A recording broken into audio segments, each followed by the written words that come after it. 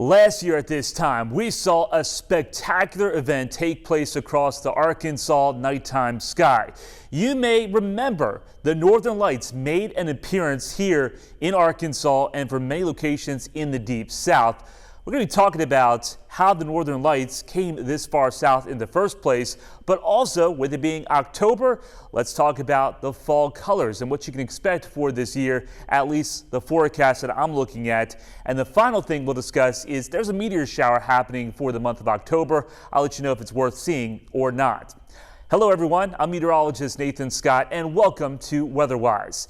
This was a photo that I took last year at this time, October 10th, from Cleburne County, that's north central Arkansas, out in the country where you see a pinkish hue to the sky.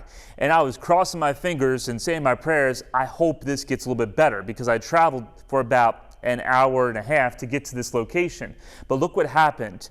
As we got into the 9 o'clock time frame, the sky really started to light up. And this is what it looked like to the naked eye. This was not just seen from my camera. You could actually see the pinks and the greens as Aurora Borealis was happening in the natural state. This is a rare phenomenon to see this far south in the United States. Usually you don't see it this far south. It got even better though 4 minutes after 9 o'clock. You can actually see some white streaks mixed in, and it was almost like a shimmering curtain. So the Northern Lights are all due to what's happening in the sun. And we'll go over Storm Track 11 now, because it all starts with what's happening in our closest star to us here on Earth. That is the sun. Storm Track 11 now. Perry, if you can, we will take a look at this photo. This is from the website space.com. And that's a photo of the sun, and what you notice is we have a dark area, and this is known as a sunspot, or it's a sunstorm. There's a lot going on within the sun. We have the core of the sun, which is millions and millions of degrees Fahrenheit, and then the outer part of the sun is a little bit cooler. But what's going on is you've got hydrogen basically fusing together with another hydrogen molecule to form helium. This produces a significant amount of energy. We've got superheated gas, and that gas is rising from the core up to the edge of the sun and then back down in a convective cell. Where the temperature cools down along the surface of the sun, it develops these dark spots. But those spots are very important because from those spots you have magnetic energy that will basically emerge from the surface of the sun and then spread its way out into space for hundreds of miles, thousands of miles if you want. The Space Prediction Center, from what's a part of the National Oceanic Atmospheric Administration, believe it or not, monitors how many sunspots there are. And the more sunspots that there are shows what type of cycle we're going in. The sun goes through a cycle when it comes to sunspots. It's 11 years, and you see the progression here. 2020, the solar cycle of the sun was not active with sunspots. But then 2024 and 2025, you see how that progression makes its way up, and therefore we saw more sunspots, hence more magnetic energy coming from the sun. And why am I talking about magnetic energy? Well, the magnetic energy from the sun interacts with our magnetic field on Earth that produces this vivid display. But you see the progression, we're at the peak right now, or we were at the peak last year, and now we're starting to see that trend go back down as the amount of sunspots starts to diminish, expected with time as we get later into the solar cycle of this particular period within the sun's sunspot cycle. So the chance of seeing the Northern Lights this far south, because there's not going to be as many sunspots, is going to be dropping significantly over the next couple years. Let's talk about, though, why we see the Northern Lights here on Earth. So let's go over to Max 1 now, Perry, and we'll take a look at this diagram that we have, or graphic. And there you see the magnetic field of the Earth. It stretches out on both sides of the Earth, and those lines come together right over the poles, the North Pole and the South Pole. The magnetic field is stronger in those locations. Now we have the sun. So within those sunspots, you have solar storms that sometimes produce a ejection of plasma well out into space. And this is known as the solar wind. And as this massive cloud of superheated gas or plasma is rushing its way to Earth, our magnetic field protects us because those charged protons and electrons coming from the sun would be devastating if we didn't have the magnetic field around the Earth to protect us. So those particles follow Earth's magnetic field and pretty much go around the field and then make their way back towards the poles. As you see here, enters Earth's atmosphere through the South Pole and also the North Pole. So that's why you're more likely to see Aurora Borealis or the Northern Lights or Aurora Australis or the Southern Lights in those locations. You saw I had two different colors show up in those pictures. I had green and I had pink. The pink really stood out. So as those electrons collide with different molecules in the atmosphere, that gives them the color that you see. The resulting basically exciting of these molecules and the collision cause various colors depending on where they are in the atmosphere.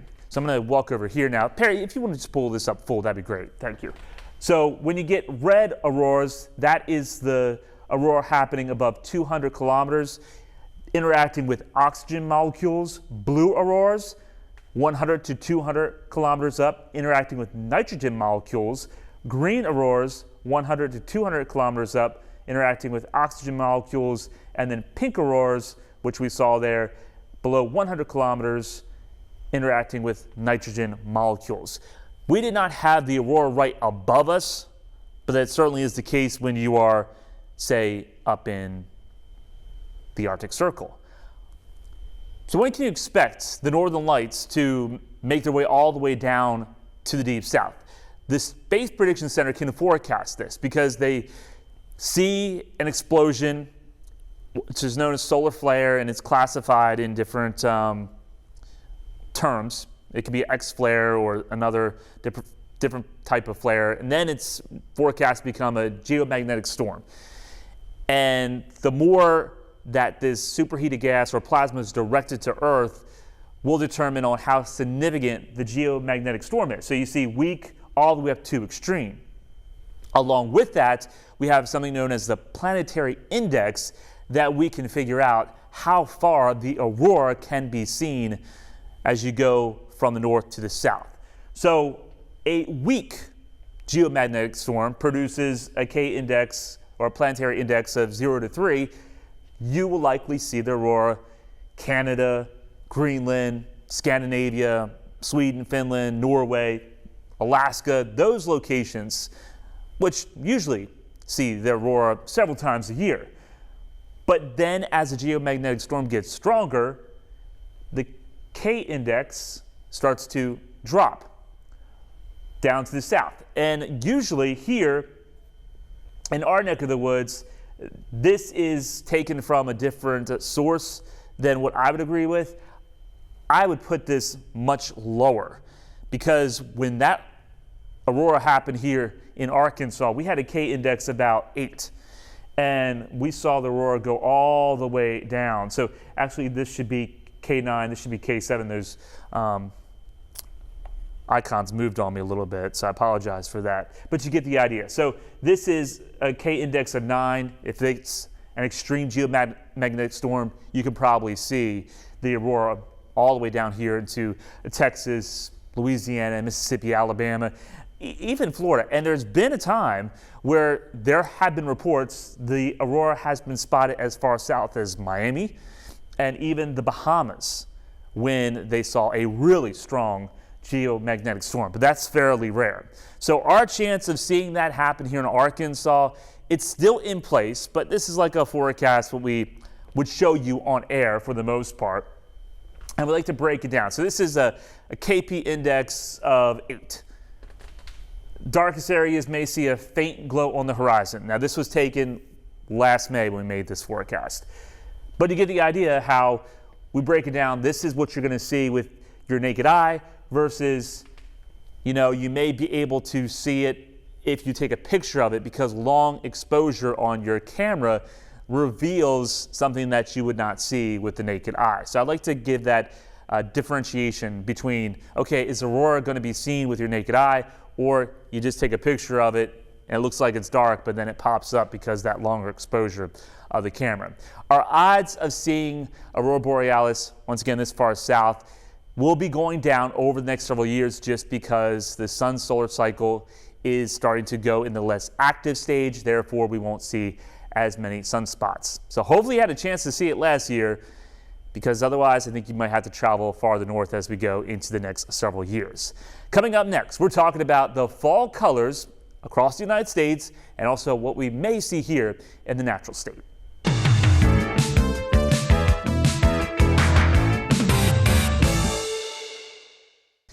We are in October now, and that means the fall colors are starting to show across parts of the region, especially the trees that are in the shopping centers that you may see have started to change already. Those maples, well, they're changing because they're not native to Arkansas, so they showcase their colors much faster than what you would see in a state park or out in the country.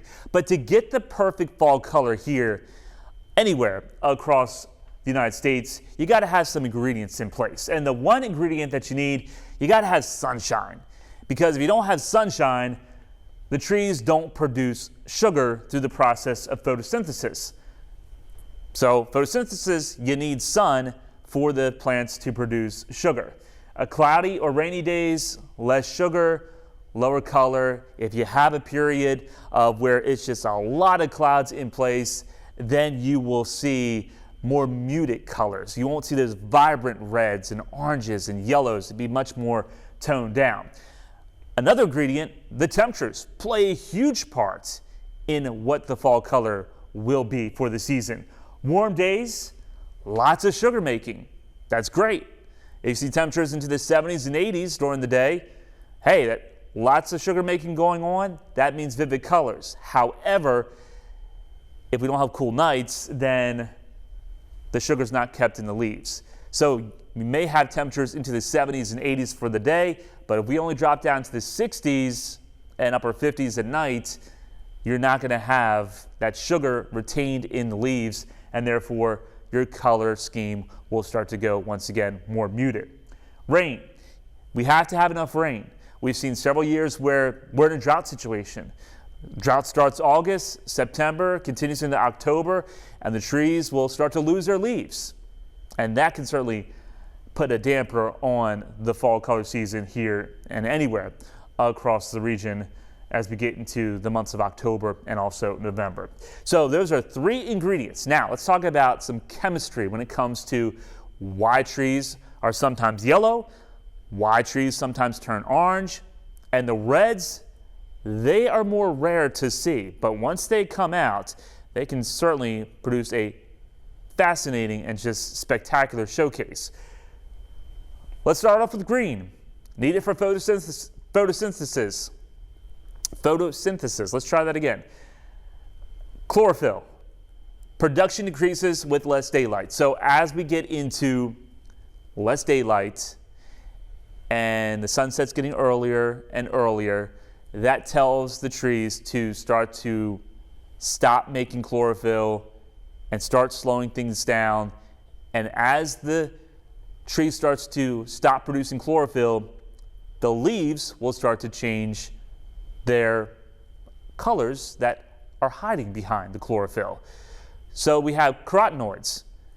This is what gives your trees yellows and oranges. And what we have with a leaf here, for example, is a maple. And maples are some of the most beautiful trees that show different types of colors, because you got a red maple, you got the sweet maple that shows a lot of oranges and yellows. So carotenoids, they're unaffected by changing weather. Hues are consistent each year. So if you want a consistent color scheme in your trees, you want to go with something that's typically orange or yellow.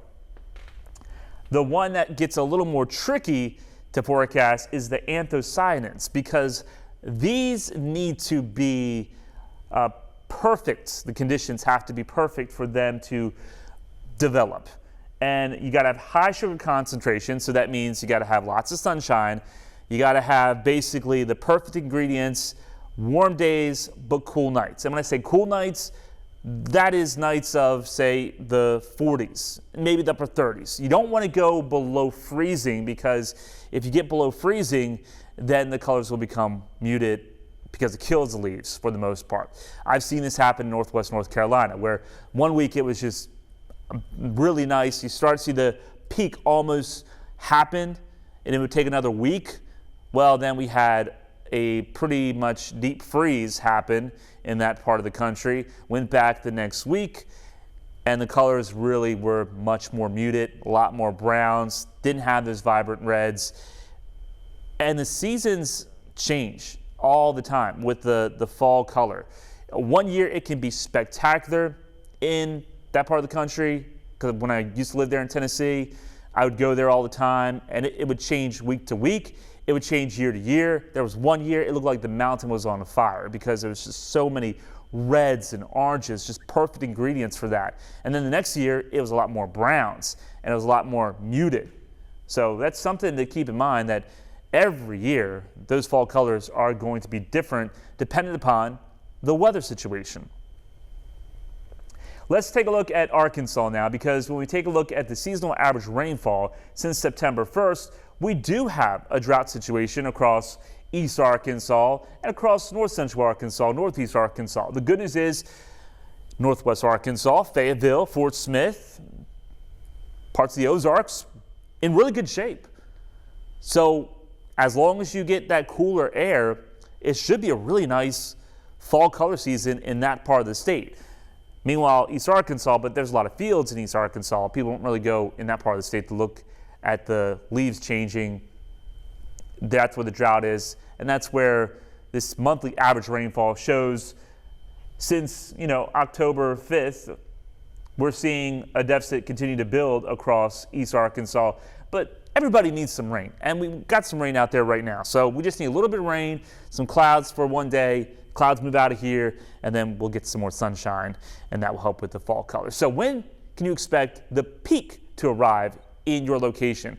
Now, this is pretty basic, but since I've been here, I think it kind of follows the rule that it's really late October. The last week of October, you start to see those colors really come out in Northwest Arkansas, in Washington County, Benton County, Madison County, Newton County, the Boston Mountains, Ponca, very popular place. Highway 7, as you go up from Russellville towards Jasper, those colors really start to show.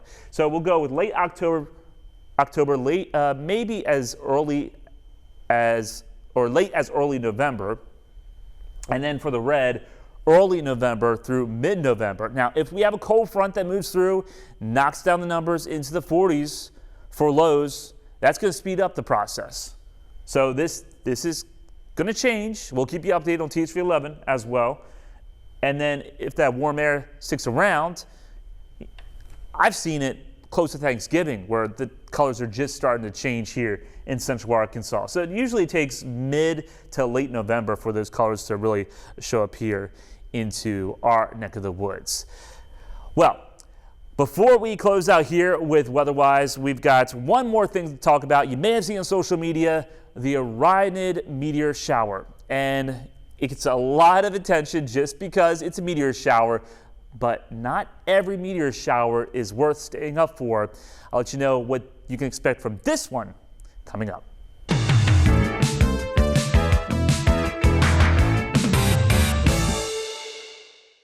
Viewer beware. Anytime you look on social media and you see the word meteor shower and it shows a picture of just stars falling across the sky, that's not what a meteor shower is. And if you're looking for something like that, you're going to be disappointed.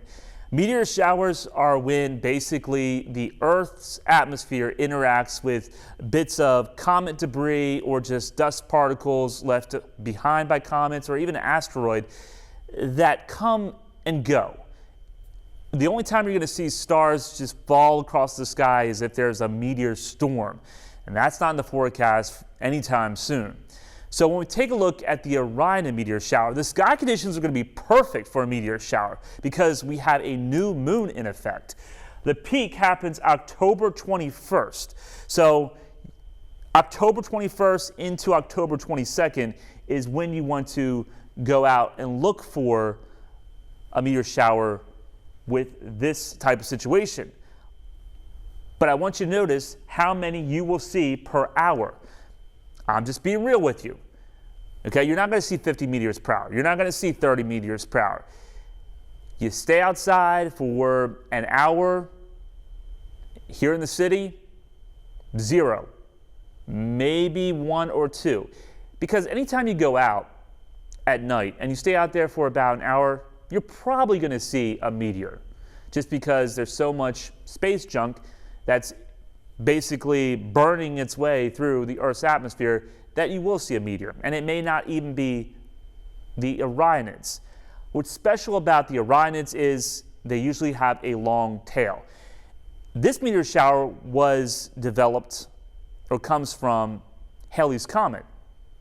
And that basically comes and goes in a 76-year period.